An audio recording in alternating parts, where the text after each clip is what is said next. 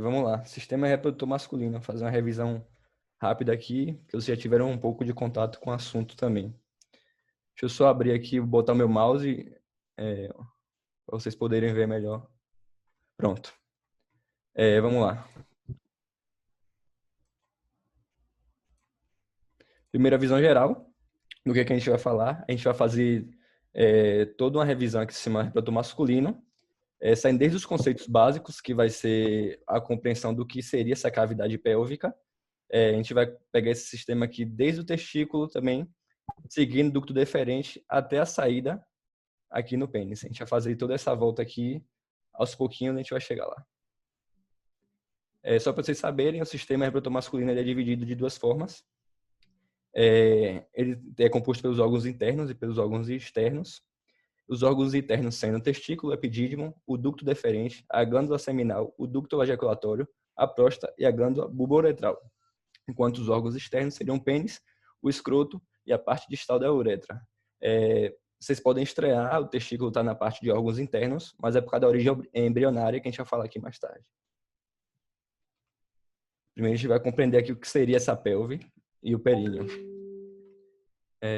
Alguém falou no chat? Ok. Então, a gente tem essa cavidade aqui corporal, que é chamada cavidade abdominopélvica, que ela compreende todo esse espaço que a gente tem desde o diafragma respiratório cá em cima até o diafragma da pelve. O diafragma torácico e o diafragma da pelve. Então, a gente pode subdividir essa cavidade abdominopélvica em duas partes praticamente, que seria a pelve e a cavidade abdominal, propriamente dita. Deixa eu só botar uma coisinha aqui no mouse. Quando a gente está falando de cavidade pélvica, cavidade abdominal, a gente tem que saber os pontos que servem como separação para essas duas cavidades. A gente vai ter como um ponto, um marco, justamente o osso do quadril, que é o osso do quadril que é composto pelo ilho, pelo isquio e pelo pubis. Esse vai ser o marco que a gente vai usar para dividir a cavidade, que seria abdominal, da cavidade pélvica. Bem, a gente pode ver aqui que a partir desse osso do quadril, a gente pode dividir essa pelve em algumas porções. Aqui a imagem mesmo ela vai estar aqui dividindo para vocês o que seria a pelve menor e o que seria a pelve maior. A pelve maior seria aquela parte composta pela asa do ilho, a parte aqui da espinha ilíaca antero-anterior que a gente consegue, antero-superior que a gente consegue palpar até no exame físico, aqui no nosso quadril. Dessa crista ilíaca até o pubis, esse arco aqui, seria a pelve maior.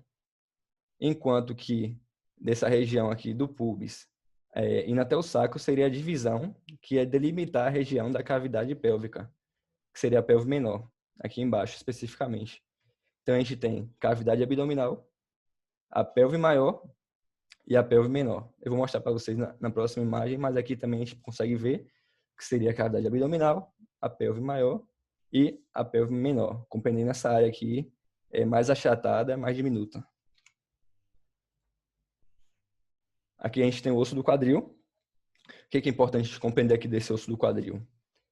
Justamente essa região de ilho, que é a crista ilíaca, a espinha ilíaca antero-superior e a fossa ilíaca. Isso aqui vai ser a região que vai estar compondo a pelve maior.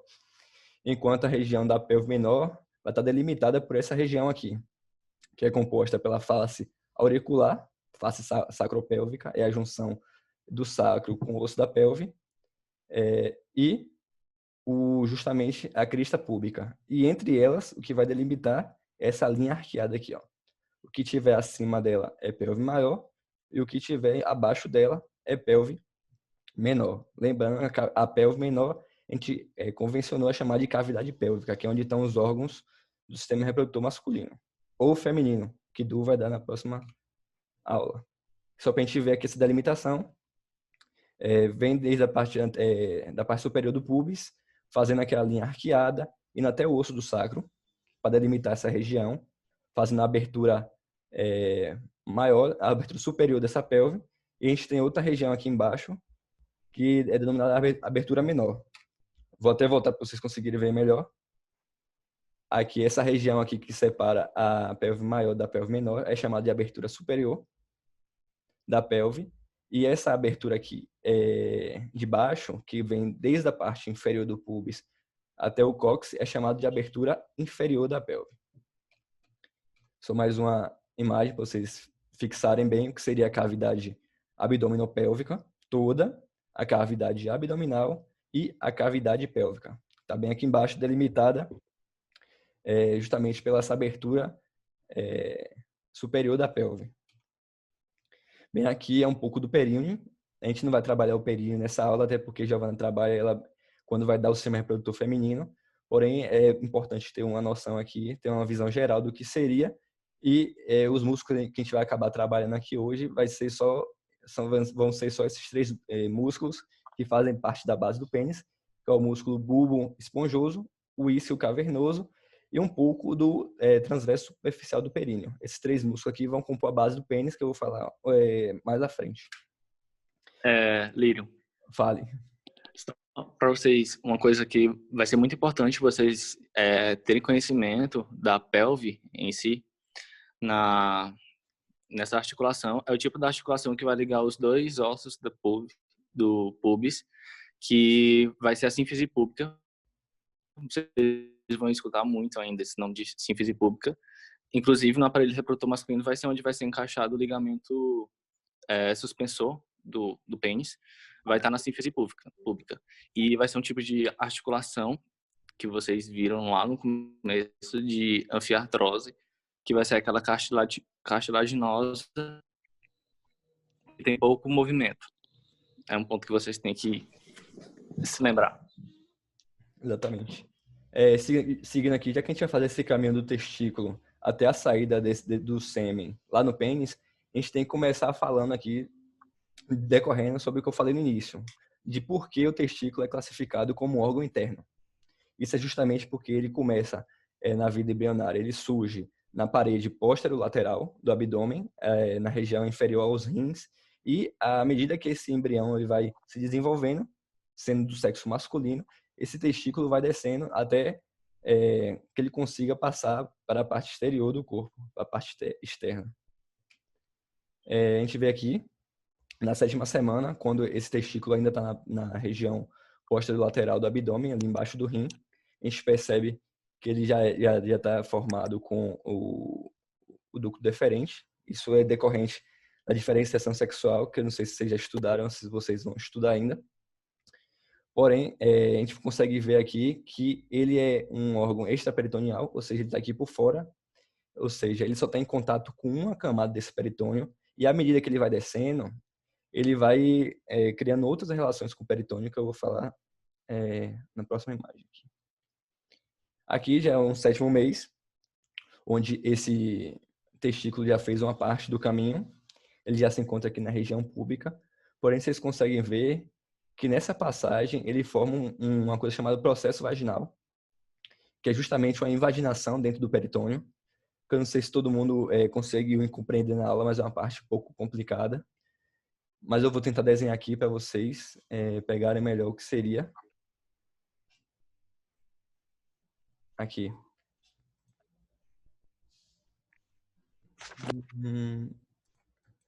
Sim, então, fazer um desenho aqui. A gente tem esse peritônio, supondo na cavidade pélvica. E aqui estão os testículos primitivos, testículos na fase embrionária.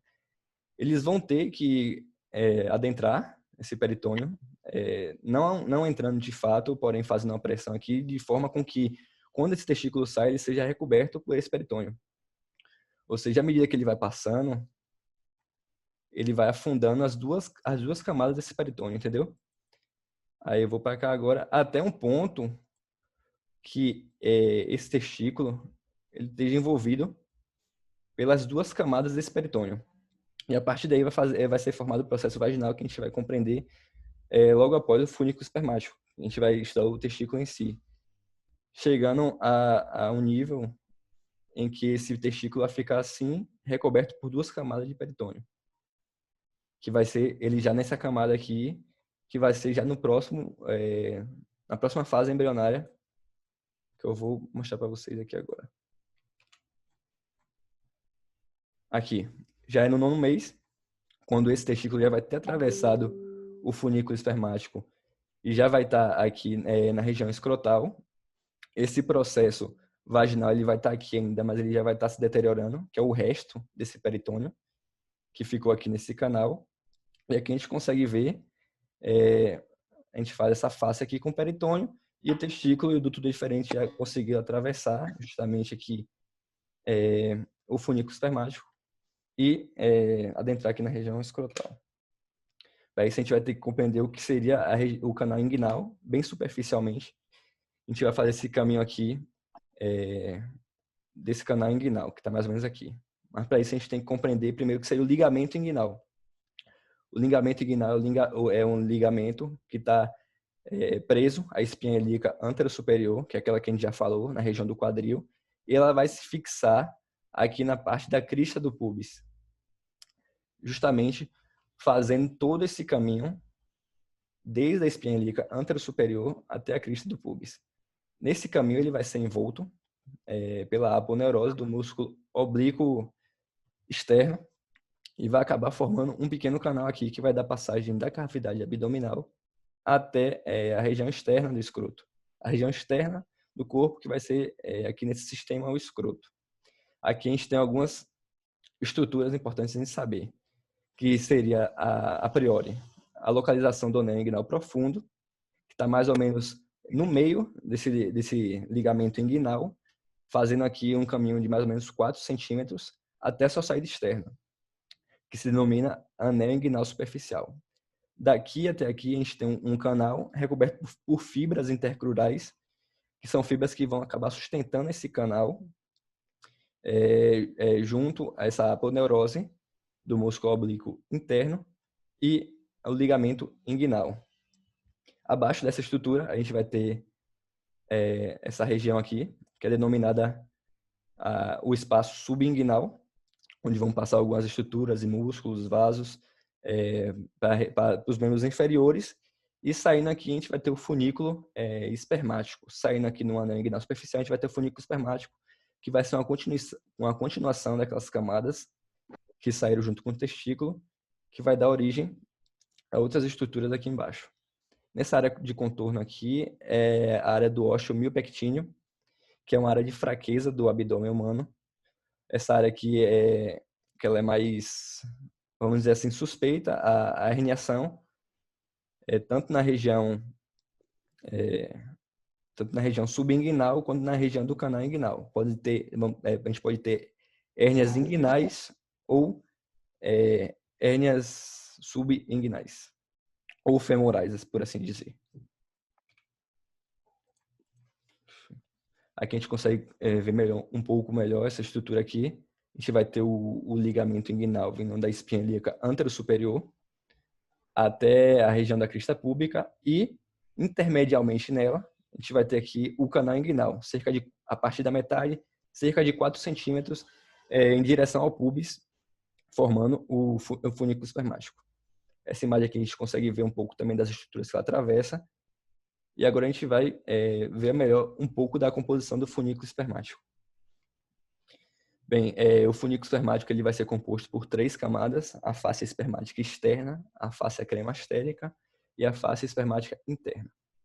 Essas vão ser as faces que recobrem o funículo espermático, mas dentro do funículo espermático vão passar algumas estruturas, essas aqui listadas, que vão ser o ducto deferente, a artéria testicular, a artéria do ducto deferente, a artéria cremastérica, o plexo venoso pampiniforme, que vai ser um complexo de veias que vão formar mais tarde a veia testicular, fibras nervosas tanto simpáticas quanto parasimpáticas de diversas estruturas que passam por esse canal, e estruturas nervosas também que não são autônomas.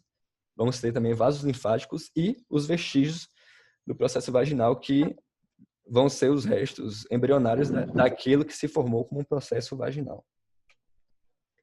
Aqui a gente tem um pouco do funículo espermático. Eu vou explicar para vocês que ele surge dessas camadas aqui da parede do abdômen. E é importante que a gente conheça elas, a começar pelo peritônio, que é a camada mais interna que a gente tem. Depois do peritônio a gente vai ter a face transversal, que é uma face aqui do músculo transverso do abdômen. gente vai ter esse músculo transverso do abdômen, o músculo oblíquo interno, com suas fáscias também. É importante ressaltar que todos esses músculos, ele vai ter fáscias, eles vão ter fáscias. E por último, a gente tem o oblíquo externo do abdômen, que aqui para baixo, ele não vai ser muscular, ele vai ser só a fáscia. E é importante compreender essas camadas, porque a gente tem que saber que no processo de descida dos testículos, ele vai passando por essas camadas e vai levando estruturas de cada camada dessa. Então, a gente pode ver aqui, superficialmente, que seria a face espermática externa, seria a continuação dessa face do músculo oblíquo externo, em verde. A face cremastérica, que está aqui, seria uma continuação do músculo oblíquo interno, e a face espermática interna seria a continuação da face transversa.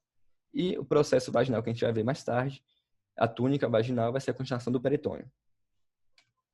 Que essa imagem aqui é tirada do MU, é a melhor imagem para vocês compreenderem o funículo espermático, a composição e revestimento do testículo, do escroto e da camada também da parede anterior do abdômen. Aqui ela vai fazer uma interface colorida com as cores correspondentes a cada camada em cada estrutura. Então, para a gente fazer eu recomendo que quem tem dificuldade de entender isso aqui, que acesse essa imagem no MU e fique batendo cabeça até conseguir aprender, porque essa imagem aqui ela é bastante ilustrativa do que seria realmente, do que são essas camadas. A gente vai fazer aqui um percurso rápido, vindo da parte interna até a parte externa, só linkando algumas estruturas. No caso aqui, a gente começa pela parte mais interna, que seria o peritônio. A gente vê que, nesse período de passagem, o peritônio ele vai dar origem aqui no testículo a essa túnica vaginal. Como eu já falei anteriormente, essa túnica vaginal, como ela vai ser um resquício de peritônio, ela vai ter duas camadas. A camada visceral e a camada parietal, que nesse processo ele fica englobado como se fosse um saco, envolto por um saco. A camada visceral vai estar aderida justamente à cabeça do epidídimo e ao testículo, e a camada parietal vai estar aderida aqui à face espermática interna. Ela está aqui em azul, para vocês verem, está linkada. E aí a gente já pode ir para a segunda estrutura, que seria a face transversal. Nessa passagem do testículo, essa face transversal é levada, ela também se torna a face espermática interna. Oi? Diga, Ricardinho.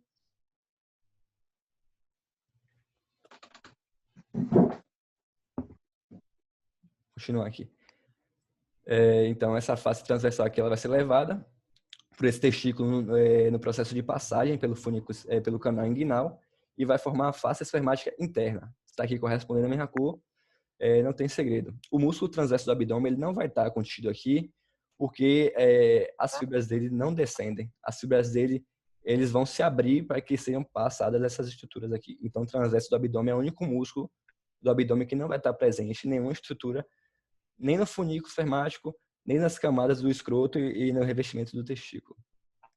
Saindo desse músculo transverso do abdômen, a gente vem para as fáscias do músculo oblíquo interno. Tanto as fáscias quanto o músculo oblíquo interno em si, eles vão dar origem para a fáscia cremastérica, que seria justamente a junção do músculo cremaster com a fáscia cremastérica. Essa é uma camada mista, que vai ser composta tanto por tecido conjuntivo quanto por tecido muscular. E a junção desse tecido conjuntivo com muscular vai formar a fáscia cremastérica. Inclusive, essas fibras musculares nessa fáscia cremastérica vão ser responsáveis pelo reflexo de levantamento do testículo para proteger o processo de espermatogênese. Porque o processo de espermatogênese, para ele acontecer numa temperatura ótima, ele tem que ficar justamente a distância de 1 grau do que seria a temperatura interna do corpo. Então, a partir do momento que o ambiente fica mais frio, esse músculo cremastérico ele vai se contrair, levantando assim, aproximando esse testículo do corpo. E quando a temperatura abaixa, esse músculo cremastérico ele vai se relaxar, permitindo com que esse testículo ele fique mais longe do corpo, trabalhando uma temperatura ótima para a espermatogênese. Saindo do músculo oblíquo e da fáscia cremastérica, que são a mesma coisa, estão fundidas, a gente vai para o músculo oblíquo externo e fáscia, porque é basicamente a fáscia que descende aqui. A gente vê que nesse processo de passagem, aqui já externamente ao canal inguinal, ele vai levar essa fáscia, o que vai formar a face espermática externa do funículo espermático, que vai ser o que reveste esse funículo e vai fazer contato direto aqui já com a tela subcutânea, que é a túnica dartos. Essa túnica dartos, ela descende da tela subcutânea da parede anterior do abdômen. A gente vê aqui na parede anterior do abdômen que ela é formada por uma camada adiposa e uma camada conjuntiva, mas a partir do momento que ele desce, essa camada adiposa ela vai se perdendo até que chega aqui na região do escroto, e essa túnica, essa tela subcutânea, túnica dartos, ela recebe também fibras musculares do tipo liso, que vão ser inervadas por músculos autônomos, que também vão ser responsáveis por esse processo de controle de temperatura da espermatogênese. Eles também vão ser responsáveis por enrugar o escroto ou deixar ele mais liso, regulando assim a altura desse testículo no corpo e melhorando a relação de temperatura. O que difere do revestimento do testículo escroto para a fáscia, para o revestimento do folículo espermático, vai ser justamente a túnica vaginal. Essa túnica vaginal vai estar presente aqui no testículo, mas como eu disse, no processo de passagem, ela fica aqui como um processo remanescente, embrionário, mas que vai se perdendo. Ao longo do tempo, esse processo aqui vai se degradando até que a túnica vaginal permaneça aqui embaixo e esses resquícios aqui que ficam no folículo espermático, eles não existam mais. Pode ser que exista algum vestígio do processo vaginal no folículo espermático, mas é bem provável também que não exista. Isso são apenas resquícios embrionários. A gente pode ir aqui para a próxima imagem, só para ilustrar. Aqui a gente vai ter uma imagem mais realista, a imagem do néter, que vai também dar uma noção do que seria o folículo espermático e um pouco das fáscias. Uma coisa importante que eu não falei para vocês, porque na última imagem não dá para ver, é que Gente, fale do... não, era essa imagem, inclusive essa imagem que você colocou, dá até melhor para ver. A gente vai ter uma curiosidade até, esse reflexo cremastérico, né, que vai ser do músculo cremaster, ele vai poder ser feito pela estimulação da face medial ou inferior da coxa. Então, com essa estimulação na coxa que vai ter esse levantamento do testículo. E outra coisa interessante, que dá até para notar nessa imagem, a gente vai ver que o escroto, né, o testículo direito, ele vai ser superior, não sempre, mas na maioria dos casos, vai ser mais levantado do que o testículo esquerdo, até. E isso vai ser devido à diferença do tamanho desse músculo, do cremaster. Vai ser justamente por isso. No percurso embrionário, um acaba se desenvolvendo mais do que o outro e tem essa diferença de tamanho. Isso aí. Então, aqui eu vou passar esse slide para vocês depois, para vocês conseguirem ver melhor e com calma, porque a gente está meio corrido aqui. Mas justamente essa imagem aqui, de uma maneira mais real, ela vai acabar mostrando essas fáscias que recobrem justamente o folículo espermático, que seriam a face espermática externa, que vem junto com a face do músculo oblíquo externo, a face cremastérica, que ela é essencialmente muscular e conjuntiva, vocês conseguem ver aqui.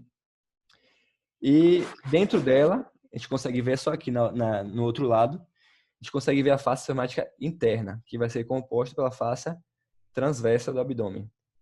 E aqui ele está abrindo justamente a túnica vaginal, e vocês conseguem ver que tem duas camadas. A primeira camada, ela é a visceral, a gente não consegue ver porque ela está aderida nesse testículo. E essa camada que ele está rebatendo aqui seria a camada parietal dessa túnica vaginal. E aqui a gente consegue ver também outra estrutura que não dá para ver na outra imagem, que seria o septo do escroto. Esse septo do escroto ele vai ser formado pela túnica dartos. Ou seja, a túnica dartos, além dela vir aqui como continuação da tela subcutânea da parede anterior do abdômen, ela vai subir aqui e fazer esse septo junto com o bulbo do pênis para conseguir separar esses dois funículos para que cada um fique no seu respectivo lado. Aqui tem outra imagem também que vocês vão poder visualizar melhor quando eu mandar para vocês o slide. Isso aqui é só uma imagem mais realista do néter sobre as camadas e mostrando bem, rebatendo algumas camadas, vocês conseguem diferenciar melhor elas. Já que a gente fez todo esse contorno do que seria essa cavidade abdominopélvica, a cavidade pélvica, a gente fez essa volta pelo canal inguinal, funículo espermático, agora a gente pode começar a em si o que seria o caminho do espermatozoide, o caminho do sêmen. Começando a partir do testículo, que é a estrutura principal desse sistema, que vai ser a residência, vamos dizer, de células, das principais células, a célula de Sertoli e a célula de Leydig, que vão produzir alguns componentes importantes para esse sistema masculino. Isso aí vocês vão ver melhor em histologia. Aqui a gente consegue ver essa imagem do mu, a gente consegue ver de forma mais didática esse testículo, e essa aqui, começando por essa camada externa que eu falei para vocês, essa camada aqui, ela é o processo, ela é a túnica vaginal. A gente consegue ver aqui que ela tem duas lâminas, ela é um saquinho, tem duas lâminas. Aqui está a lâmina parietal, está aderida à face esfermática interna. A gente tem a lâmina visceral, que está bem aqui aderida tanto à parte do epidídimo, a cabeça do epidídimo, quanto o testículo em si. Bem, além dessa camada aqui da túnica vaginal, o testículo ele vai ter uma camada protetora, chamada túnica albugínea, uma camada fibrosa, tecido conjuntivo denso, que ela vai servir como sustentação justamente desse testículo. Ela vai emitir também alguns septos para dentro do testículo e assim formando lóbulos. Esses lóbulos, eles vão conter alguns túbulos que na maior parte desse testículo eles vão estar bem contorcidos, ou seja, eles vão ser chamados de túbulos seminíferos contorcidos. E à medida que eles vão se aproximando dessa parte posterior do testículo, eles vão ganhando novos túbulos, chamados túbulos retos, mudando a conformação. E esses túbulos retos eles vão fazer ligação com essa estrutura aqui que chama rede do testículo. Essa rede do testículo aqui, ela vai fazer ligação com esses ductos, que são ductos eferentes.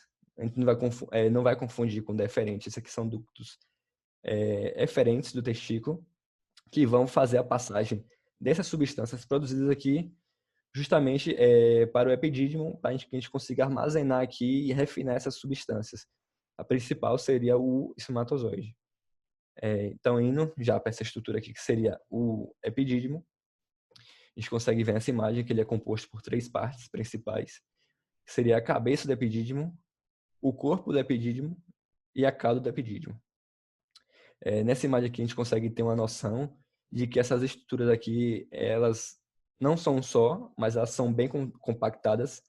Esses remanescentes aqui dos ductos eferentes, eles se contorcem aqui e se comprimem, à medida que a gente visualmente consegue ver uma única estrutura, mas que aqui tem dezenas e dezenas de tubos contorcidos. E esses tubos vão acabar virando ductos do epidídimo, à medida que eles vão se desespiralando e aumentando o seu calibre, até que, passando pelo corpo do epidídimo, até que chegue a cauda. Nessa cauda aqui, eles já vão estar desespiralados, eles vão estar com o diâmetro aumentado, onde já a gente pode dizer, por assim dizer, já começa o ducto deferente. A partir do momento em que essa desespiralização ocorre e a gente tem esse túbulo reto com um diâmetro maior. Importante salientar que esse epidídimo vai estar na porção posterolateral do testículo, ou seja, vai estar voltado lateralmente e vai estar localizado atrás do testículo, e na subida do ducto deferente ele vai passar medialmente, ou seja, essa estrutura aqui está lateral e essa estrutura aqui vai passar medialmente em relação aos testículos. E aqui são as outras estruturas que fazem parte também do funículo espermático que eu acabei falando. Aqui está uma imagem mais realista, que seria do néter. A gente consegue ter noção que esses túbulos contorcidos aqui eles não são tão visíveis assim, eles acabam sendo mais microscópicos. E essa imagem aqui dá uma noção para a gente, já que eles são um pouco menores. A gente tem aqui os túbulos seminíferos contorcidos, que vão dar nos túbulos seminíferos retos, que vai desembocar nessa rede do testículo, como eu já havia falado, ductos eferentes, gerando essa espiralização aqui, até que eles se tornam ductos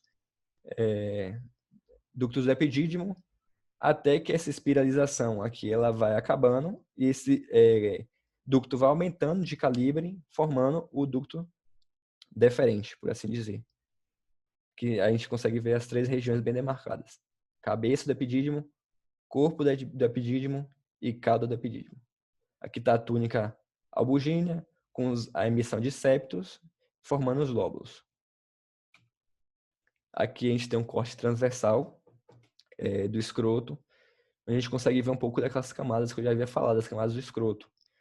Vindo aqui de fora para dentro, a gente tem a pele, a túnica dartos, a túnica subcutânea, camada dartos.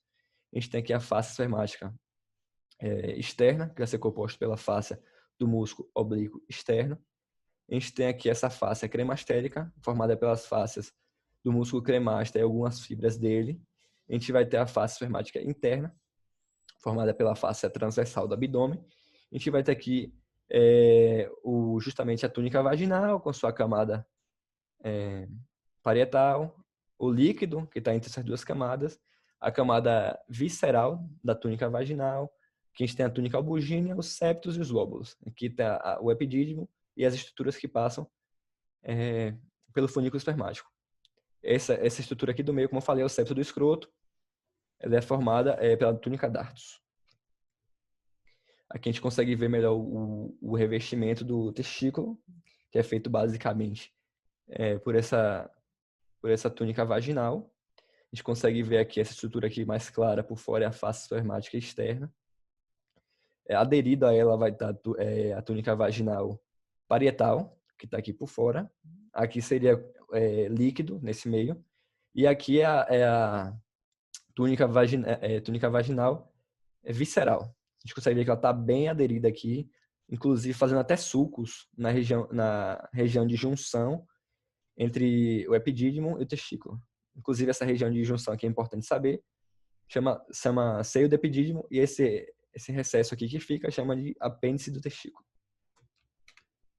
Aqui é a imagem ilustrativa, isso aqui não reflete o tamanho real desses túbulos, mas só para vocês terem uma noção do como é formado: os túbulos contorcidos, os túbulos retos, a rede de testículos, os deferentes, o ducto do epidídimo, até formar o ducto deferente. Gente, tá tudo bem aí? Vocês estão entendendo? Tá rapidinho, mas está assim por causa do tempo. Mas se acabar, a gente abre outra sala, não tem problema. A gente já viu como é a saída do ducto deferente. Agora a gente vai ver o trajeto que ele faz até chegar à parte da glândula seminal, que é a parte que a gente vai mirar a partir de agora. Bem, a partir do momento que esse ducto deferente ele se forma aqui no polo inferior, na parte posterolateral desse testículo, ele vai subir, como eu falei, medialmente, vai passar, acompanhar o funículo espermático e passar pelo canal inguinal, que vai estar localizado mais ou menos aqui.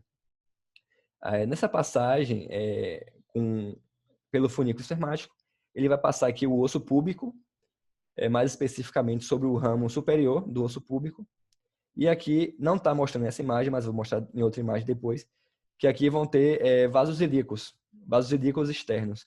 E esse ducto deferente vai cruzar justamente sobre esses vasos ilíacos.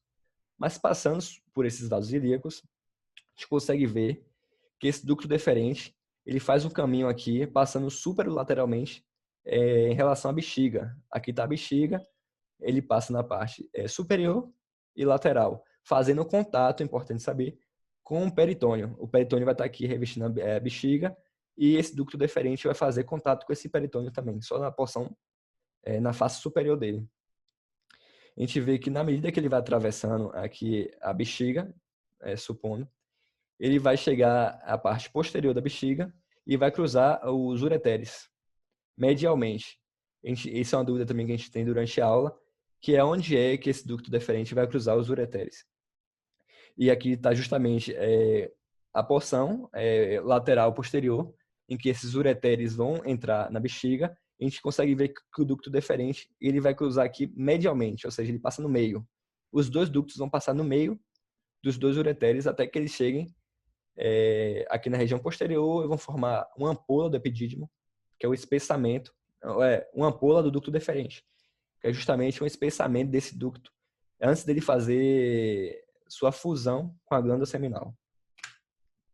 Aqui a gente vê um pouco aqui é uma visão, um corte anterior. Está vendo de frente aqui essa imagem. A gente consegue ver que o ducto deferente ele vem justamente do canal inguinal, está aqui na metade do ligamento inguinal. ele cruza aqui os vasos ilíacos externos, cruza, ele vem ele vem rente aqui à parede anterior do abdômen, até que ele passe justamente pela parte superolateral dessa bexiga, onde vai cruzar medialmente, como eu falei aqui, ó, por dentro dos ureteres.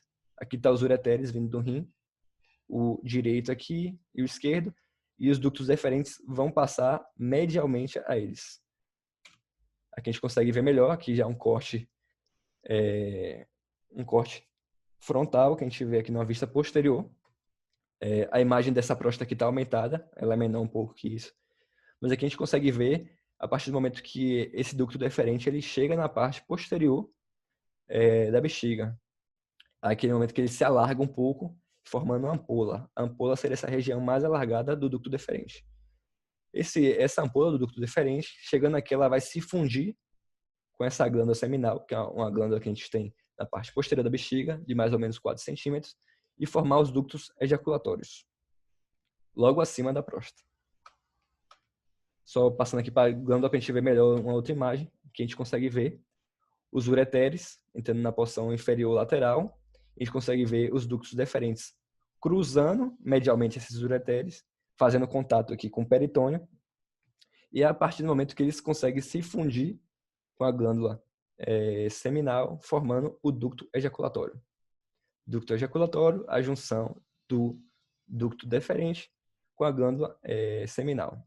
Essa glândula seminal aqui vai ser importante, porque ela vai produzir algumas substâncias, como frutose, para dar energia para os espermatozoides, que vão estar armazenados aqui, tanto como algumas prostaglandinas, que vai ser importante no momento digamos assim, em que esse sêmen for jogado no sistema reprodutor feminino, para que ele consiga atuar de melhor forma, e alguns fatores de coagulação. Essas prostaglandinas, esses fatores de coagulação vão atuar para que esse sêmen consiga ter uma estabilidade até chegar na região desejada, que seria lá dentro do útero, nas trompas, digamos assim. Aqui a gente consegue ver que a bexiga está em íntima relação com a próstata e que esse ducto ejaculatório penetra na região posterior da próstata. Lembrando que os ductos ejaculatórios vão ser dois, vai ser formado o ducto ejaculatório direito e o ducto ejaculatório esquerdo, que vão entrar na parte posterior da próstata. A gente vai falar um pouco melhor daqui a pouco. Aqui nessa imagem a gente consegue ver bastante a ampola do ducto deferente, que é a parte que o ducto deferente se espessa, está na visão posterior também, e a glândula seminal. A partir do momento que elas se fundem aqui na região posterior da próstata, e a formação dos ductos ejaculatórios, direito e esquerdo.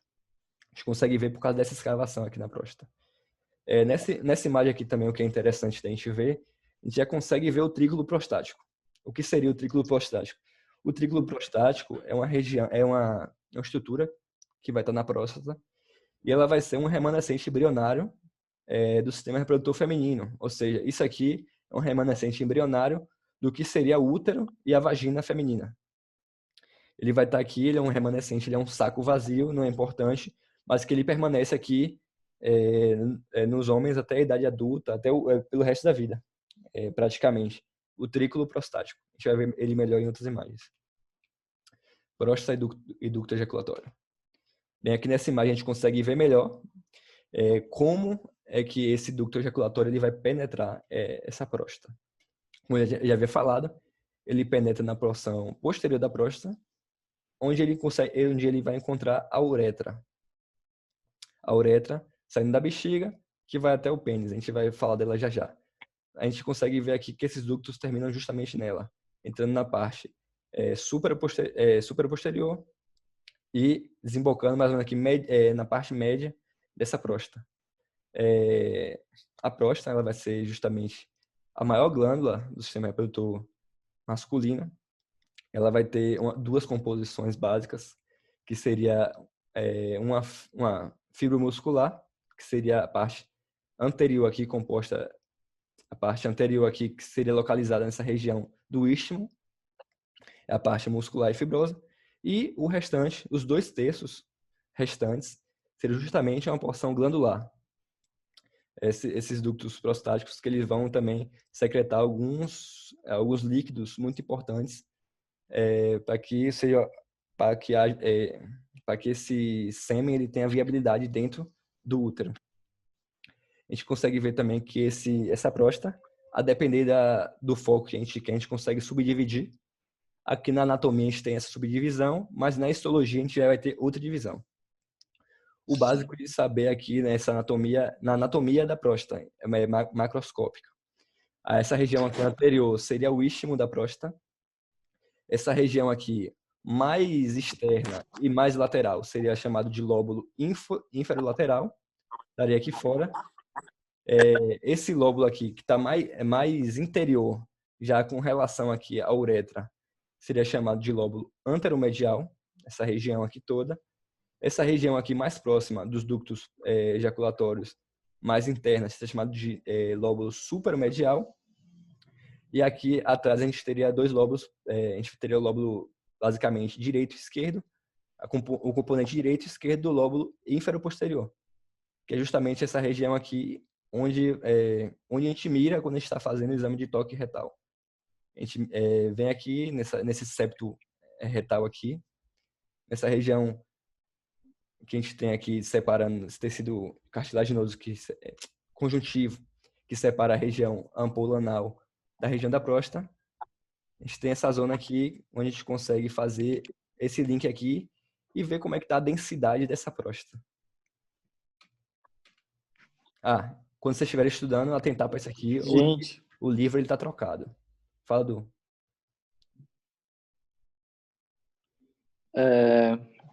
a gente vai ter essa zona da uretra também em transição.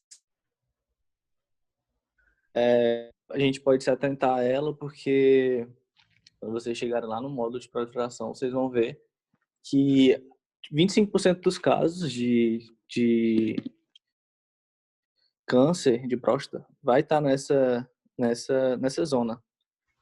E por acontecer esse hiperdesenvolvimento dessas células, né, na zona que está ao redor da uretra, a gente pode ter como um dos sintomas essa dor no ato de miccionar, de urinar, né, da micção.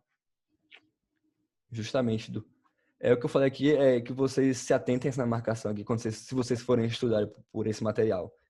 Vocês fiquem atentos, porque o mu que eu peguei, a edição ele está com erro, aqui ele está trocado. Eu sinalizei aqui para vocês prestarem atenção quando vocês forem estudar. Aqui a gente consegue ter uma visualização melhor. Nesse corte aqui frontal, nessa vista anterior, a gente consegue ter uma vista melhor do que seria essa uretra prostática, que é a porção da uretra que passa dentro da próstata, que a gente viu aqui na imagem anterior, que é justamente essa parte aqui, a uretra. Aqui vão ser os ductos ejaculatórios. Essa parte aqui vai ser justamente o trículo prostático, aquele sacro que eu falei, que é resquício embrionário. Ele não vai ter função aqui no sistema reprodutor masculino. Bem aqui. Então, saindo da bexiga aqui, a gente consegue perceber que essa uretra vai ter uma parte intramural, que é a parte que vai estar circundada aqui pela camada muscular do esfíncter interno da bexiga. Logo depois ela vai ter a porção prostática e logo após a porção prostática, a porção membranosa, que vai estar em volta pelo músculo esfíncter externo e músculo transverso também, desse diafragma. E logo depois o bulbo do pênis, que a gente vai abordar daqui a pouco. Aqui nessa imagem a gente consegue ver um pouco melhor as estruturas da uretra prostática e onde os ductos ejaculatórios se abrem também. A gente tem uma estrutura importante aqui nessa uretra prostática, que seria uma saliência que se forma. Isso aqui não é uma estrutura funcional, é só uma saliência mesmo, chamada crista uretral. Essa crista uretral ela começa com uma saliência que se espessa aqui. Esse espessamento aqui vai ser chamado de colículo seminal. Esse colículo seminal aqui vai ser justamente a porção que vai dar saída para os ductos ejaculatórios. Vocês conseguem ver aqui o direito e o esquerdo, a abertura dos ductos ejaculatórios, e o ósseo do trículo prostático, que é aquela região de resquício embrionário que seria o útero primitivo, que não serve para nada. Lateralmente a essa estrutura aqui do colículo seminal, a gente vai ter esses seios prostáticos, que vão contar com algumas dezenas de aberturas, são aberturas dos ductos prostáticos, que vai ser as glândulas prostáticas que vão produzir aquelas substâncias, como eu falei, que vão tornar a composição do sêmen possível, para que ocorra a fecundação. Descendo aqui, a gente consegue ver que tem uma segunda crista, uma crista inferior, e logo no fim dessa crista, a gente consegue ver aqui que essa aqui é uma porção já membranácea da uretra, que vai estar em volta de alguns músculos, como o músculo esfíncter externo da uretra. Importante ressaltar que nesse músculo esfíncter externo da uretra também vai estar inserido as glândulas bulbouretrais, que são glândulas também chamadas de Cooper, que vão servir basicamente para a excitação. Elas vão secretar um líquido mucoso que vai fazer com que as coisas aconteçam mais fluidamente, a saída desse sêmen seja mais fluida aqui nessa passagem durante a uretra. Ela vai ser justamente secretada durante a excitação sexual, digamos. A partir daqui, a uretra já vai entrar na porção esponjosa, que é a parte que já vai conter estruturas do pênis, que a gente vai falar um pouco adiante. Uretra e glândula bulbouretral. Aqui está basicamente...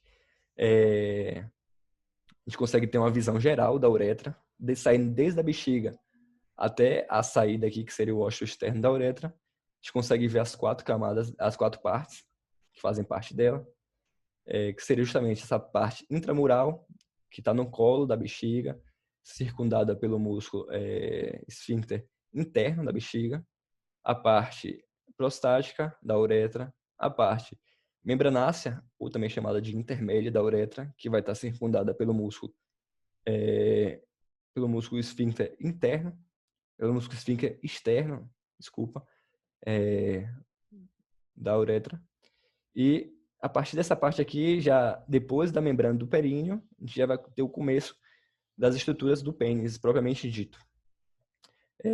Por cima, esse pênis vai ter aqui 2 corpos cavernosos, que eu vou explorar na próxima imagem, e um corpo esponjoso. A gente vai ter algumas estruturas importantes, pelas quais vão passar justamente essa uretra esponjosa, que vai se espessar aqui nessa fossa navicular, na glande, e vai ter a sua saída pelo ósseo externo da uretra.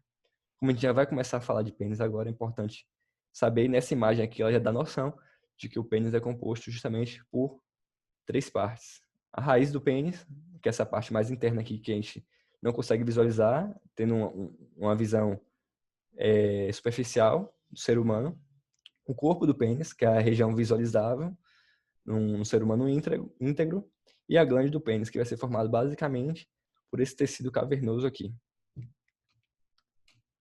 Essa imagem aqui é do mu. Vocês conseguem, acho que quem já estudou pelo mu conhece essa imagem. Aqui a gente consegue ter noção um pouco melhor do que seriam algumas estruturas do pênis. Em relação ao tecido erétil, tem uma imagem melhor mais à frente. Então aqui já começa nas estruturas externas, pela ordem da imagem, para facilitar.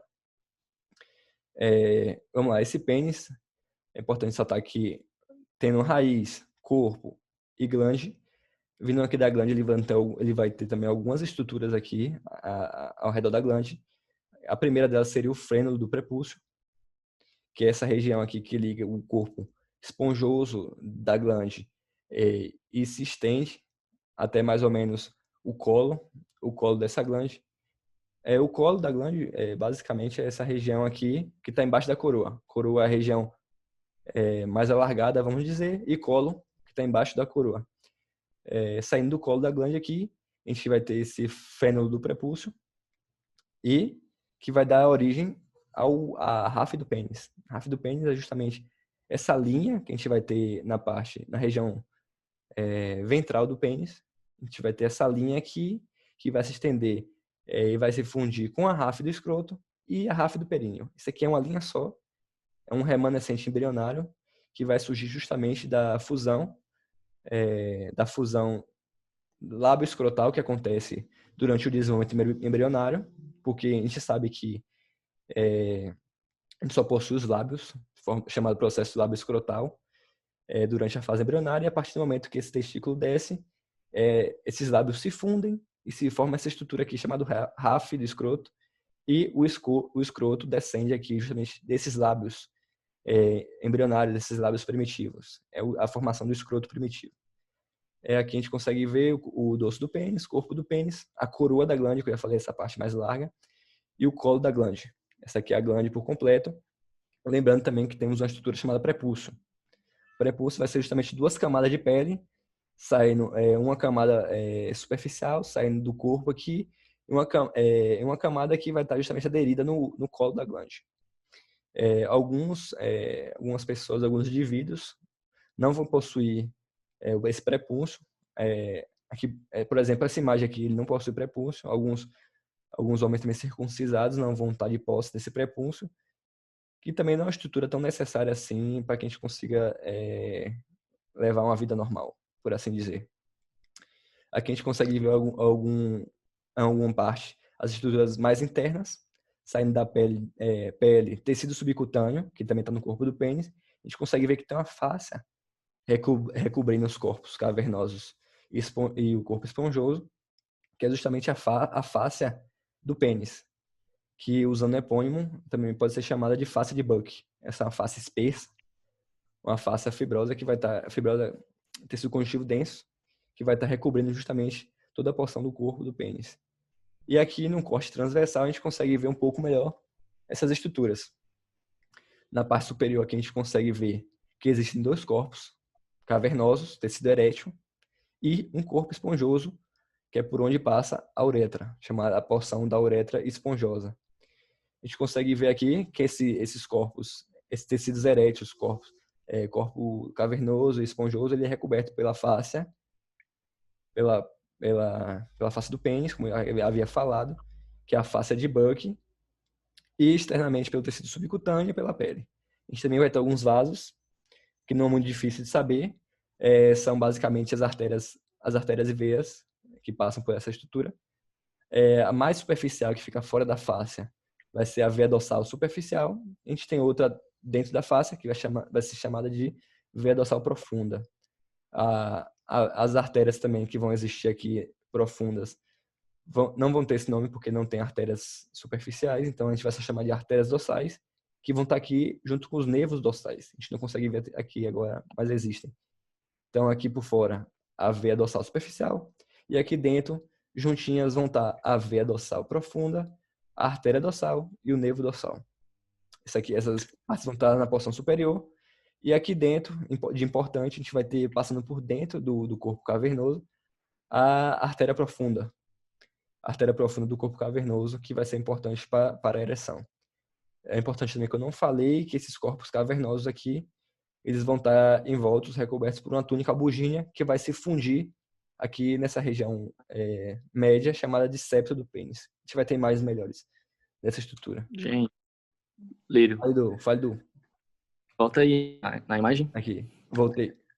Eu queria só falar 3 pontos né, sobre essas imagens. A primeira, em relação à glande, quando você vai ver, a gente nesse corpo esponjoso ao redor, que a gente vai ter a coroa, parte da coroa, nessa coroa a gente vai ter algumas outras glândulas que também vão fazer parte do nosso aparelho. Só que essas glândulas vão ser ceruminosas e em alguns homens essas glândulas podem ser mais desenvolvidas, que a gente pode ter uma aparência que vai ser que aparenta ser DST, porém não é.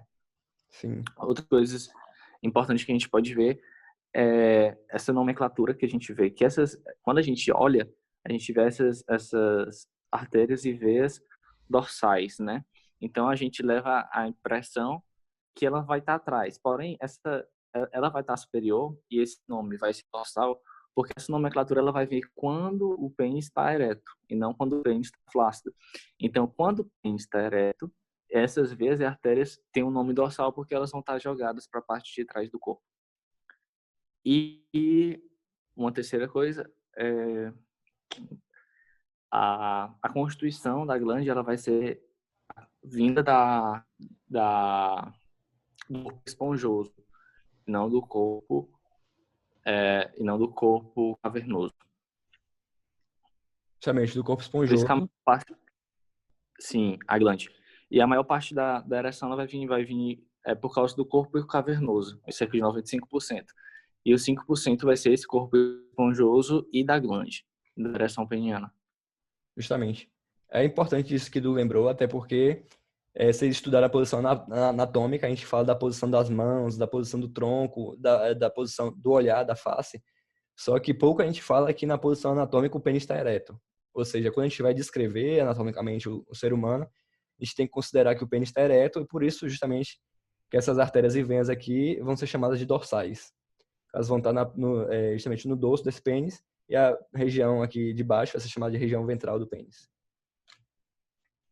Aqui a gente consegue ver na imagem do Néter, um pouco melhor, a região de pele, prepúncio, esse freno do prepúncio, e aqui a fáscia de Buck, a fáscia do pênis, fáscia profunda do pênis. E a gente consegue ver também aqui a parte que esses corpos cavernosos e o corpo esponjoso vão se fundir a alguns músculos, que vão estar na região que a gente chama de base do pênis ou raiz do pênis. Vai parecer melhor em outra imagem, mas aqui vai ter basicamente o músculo isquio cavernoso, que vai estar relacionado aos corpos cavernosos. Ele vai estar aderido aqui justamente também à região do isquio, lá do osso do pubis, do osso do quadril, que eu acabei falando mais cedo.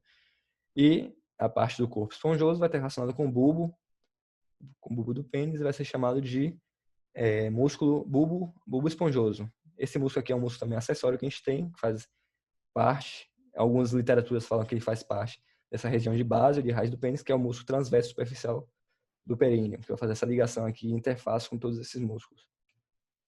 Aqui a gente tem melhor aqui descrito um pouco dessa região que Du estava falando agora há pouco, que vai ser só o tecido erétil, que a gente consegue ver dois tecidos eréteis, a gente consegue ver os corpos cavernosos, que vão estar aqui por cima, essa parte aqui, e o corpo esponjoso, que vai estar aqui em contato, fazendo interface aqui com essa região, com essa parte da uretra, que vai dar origem à glande, que foi o que Du falou, justamente. O corpo esponjoso vai dar origem à glande. E aqui a gente consegue ver que na parte de raiz do pênis, esses corpos aqui eles vão ter algumas conformações diferentes. Aqui é importante vocês visualizarem também, porque caiu na prova da gente ano passado, na prova prática, pode ser que caia de novo também, essas estruturas. E não é difícil errar, porque justamente a condição dessas peças no laboratório, elas não estão muito boas. A peça que está lá no laboratório está bem deteriorada, então a gente não consegue diferenciar direito. Então tem que prestar atenção. Quando vocês forem estudar, preste atenção nessa imagem. A gente consegue ver aqui que nessa parte da raiz aqui, a gente vai ter duas estruturas, que é o bulbo do pênis, que vai fazer parte do corpo esponjoso, e vamos ter os ramos do pênis, que vai fazer parte dos corpos cavernosos. Tanto que a gente possui só um bulbo, porque só tem um corpo esponjoso, a gente tem duas raízes, a gente tem dois ramos, o ramo direito e o ramo esquerdo, que vai dar origem aos dois corpos cavernosos. Lembrando que eles estão aqui unidos aos músculos. O bulbo está unido ao músculo bulbo esponjoso e os ramos do pênis está unido aos músculos isquio-cavernosos. Gente, tentem ao máximo pensar em qual vista vocês estão vendo e tentar raciocinar essa imagem no plano anatômico, para quando vocês forem colocar os lados, que em muitos elementos vocês vão precisar colocar o lado direito e esquerdo. Então é muito importante que vocês sempre pensem na imagem, não como a imagem está, mas no plano anatômico. Justamente, isso aí vai ser cobrado na prova também. É importante saber o que é diferenciar os lados direito e esquerdo. Isso a gente consegue saber a partir do momento que a gente imagina a posição anatômica. Aqui a gente está com essa estrutura aqui, a gente imagina a posição anatômica virada para cá, a frente do indivíduo virada para cá, e a partir do momento que a gente vê que essa frente está virada para cá, a parte anterior, a gente consegue discriminar que essa região aqui seria a região direita, essa região aqui seria a região esquerda, que está aqui por trás. Aqui a gente tem um pouco mais detalhada aquela outra imagem que eu acabei falando aqui, das regiões do corte transversal do pênis, a imagem do Néter, então, ou seja, ela está um pouco mais realista e tem um pouco mais de zoom também nessa imagem. A gente consegue ver aqui a pele, o tecido subcutâneo, a veia dorsal superficial, a veia superficial lateral, e aqui temos aquele conjunto de veia dorsal profunda do pênis e artérias dorsais e nervos dorsais também. Não é profundo porque não tem superficial.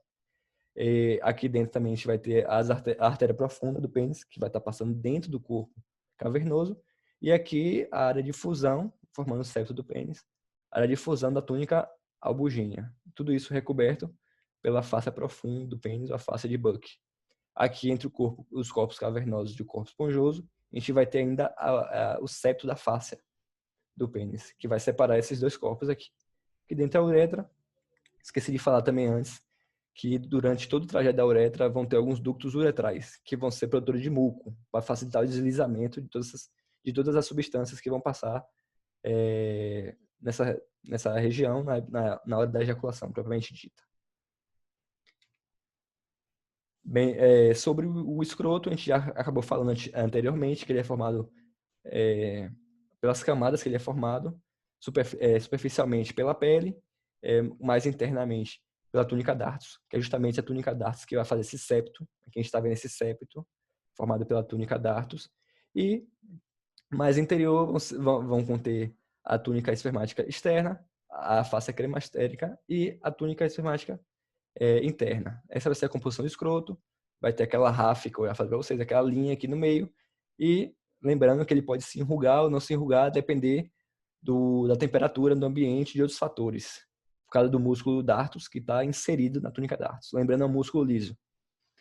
Então, a gente já fez todo esse caminho aqui do testículo, passando aqui próstata até a região peniana. E a gente pode fechar aqui com essa visão geral, só lembrando que isso aqui é a composição do sistema reprodutor masculino, vai ser importante justamente para a diferenciação sexual, para a manutenção dessa diferenciação sexual e para a produção de espermatozoides, ou seja, espermatogênese e fecundação. Tudo isso vai ser necessário para que a gente consiga ter sucesso reprodutivo, digamos assim, a espécie humana. Que não sei se esse conceito de sucesso reprodutivo, sucesso adaptativo ainda é levado hoje em dia, né? Mas como a gente não falou, a gente pode falar também de como acontece a ereção, que é um fenômeno anatômico interessante. O processo de excitação acontece a partir do momento em que a gente é excitado tanto através do sistema nervoso central por questões psiconeurais, tanto por contato direto aqui, essas fibras nervosas vão ser excitadas também em contato direto com a glândula. A partir do momento que esse indivíduo se excita, essas fibras nervosas aqui do sistema nervoso parasimpático, elas vão causar justamente a dilatação desses segmentos aqui, vai causar o sistema nervoso parasimpático, vai causar a dilatação desses segmentos aqui, dessas artérias descendentes, que vão ser chamadas de artérias helicoidais. Não, artérias helicinas, desculpa, artérias helicinas. Então, a partir do momento que o sistema parasimpático é excitado, ele manda sinais para esses ramos aqui dessa artéria profunda do pênis, as artérias helicinas, elas vão mudar a conformação, porque elas são bem contorcidas, elas vão mudar para a conformação mais reta, permitindo que um fluxo maior de sangue passe por essas artérias. E a partir do momento que esse fluxo maior de sangue, esse diâmetro maior vai permitir um fluxo maior de sangue, uma maior passagem de sangue, o que vai permitir que esse tecido se infle. Mas esse tecido poderia se inflar com um fluxo aumentado e esse fluxo poderia ir embora. Por que o fluxo de sangue fica retido na região do pênis?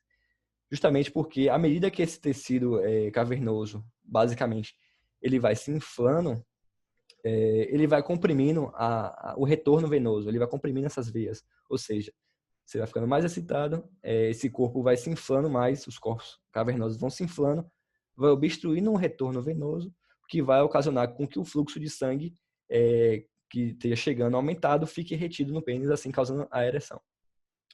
Em relação à emissão e ejaculação, a gente vai ter isso tudo patrocinado pelo sistema nervoso simpático. A partir do momento que o corpo subentende que é o momento, esse sistema nervoso simpático vai ser responsável por inervar essas fibras do ducto deferente no momento da emissão, ou seja, o sistema nervoso simpático vai ser responsável pela contração do músculo liso do ducto deferente, levando esses espermatozoides até o ducto ejaculatório, que a gente já falou aqui. Contido aqui no ducto ejaculatório, o sistema nervoso simpático também vai ser responsável pela secreção de algumas glândulas mucosas, tanto uretrais quanto da glândula bulbo-uretral, que se abre aqui no pênis. Glândulas mucosas, promovendo assim uma melhor deslize dessas secreções, e a partir do momento que o corpo entende que é o momento da ejaculação, esse sistema nervoso simpático, ele vai agir para que todas essas estruturas sejam contraídas, ou seja, vai haver uma contração tanto das ampolas do deferente, contração das glândulas seminais, contração também da próstata. A mais importante é a porção fibromuscular aqui da próstata, vai se contrair com muita força, que vai acabar impulsionando junto com a contração aqui da uretra, gerando um impulso necessário para que esse conteúdo saia. Importante salientar que na hora da contração da próstata, o esfíncter interno da uretra se fecha. O que a gente está querendo evitar esse retorno, evitar com que o sêmen passe para a bexiga. Então, esse esfíncter interno da uretra ela vai se fechar, permitindo com que se contraia aqui a próstata e fazendo com que essas estruturas aqui, esses conteúdos líquidos, eles passem através da uretra e se dissipando aqui na região a que se propõe a se dissipar. Bem, então assim... Até a urina, né? Que é ácida. Que? Falei Por do... isso que se fecha também até por causa da urina mesmo, que é ácida. Com certeza. É importante lembrar que também a gente vai ter alguns componentes ácidos na glândula seminal, como ácido ascórbico, vitamina C, porém que vão ser regulados pelo conteúdo básico que vai ter aqui saindo dos ductos prostáticos, que vai fazer um pouco dessa regulação, junto com algumas outras fosfatases que são contidas na próstata, e também lembrar do PSA, que é o antígeno prostático, né? Que vai ser secretado junto com essas secreções, que é uma substância que a gente consegue visualizar no exame de sangue, fazer um screening, fazer uma triagem do que seria uma triagem para justamente a hiperplasia da próstata, né? Que a gente acompanha e vocês vão acompanhar também no módulo de câncer, assim digamos. Assim a gente completa aqui o trajeto, saindo desde os testículos, passando aqui funículo espermático, canal inguinal, vindo ducto deferente, até desembocar aqui nas glândulas seminais, formando ducto ejaculatório, próstata, e uretra prostática, uretra memanácea, uretra esponjosa, até o fim desse conteúdo. Assim a gente conseguiu fazer toda essa volta sobre o sistema reprodutor masculino, e algumas estruturas que não ficaram claras aqui vão ser esclarecidas por Giovana nas aulas que ela vai dar sobre o sistema reprodutor feminino, que ela explica bastante sobre os músculos do períneo e do diafragma pélvico também, que vai ser importante para vocês terem o entendimento, que foi aquela primeira imagem que eu botei no início do diafragma e do períneo. Sendo assim, eu acho que já está de boa. O resto do percurso... Obrigado pela atenção, o galera. resto do percurso pode ir, vocês veem semana que vem. Justamente. Du, quer falar alguma coisa? Não, quero. Gente, alguma dúvida, vocês podem perguntar aí no chat, se tiver ou não. E é importante pra gente ter o feedback de vocês, do que vocês acharam, como é que vocês querem e tal.